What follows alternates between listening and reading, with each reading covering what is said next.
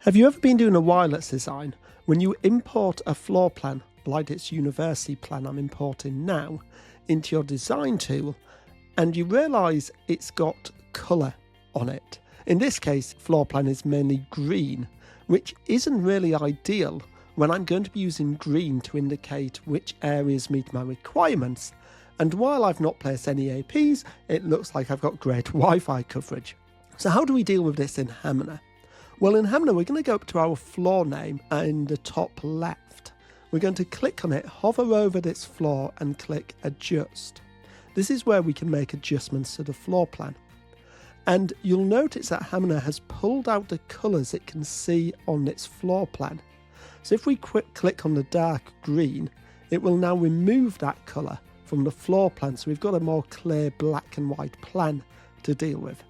Now, if we also want to get rid of this sort of banner at the bottom, one thing we can do is we could click crop.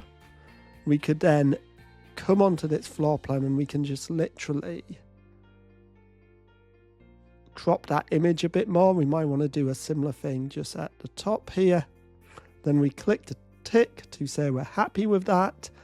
And now we have got a nice cropped, cleared up floor plan, which we can use for our wireless design. Hopefully you have found that helpful.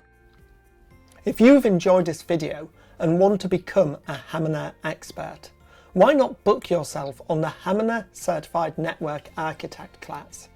You can see the current course schedule at mqts.co.uk/Hamina-training. Thank you for watching. Goodbye.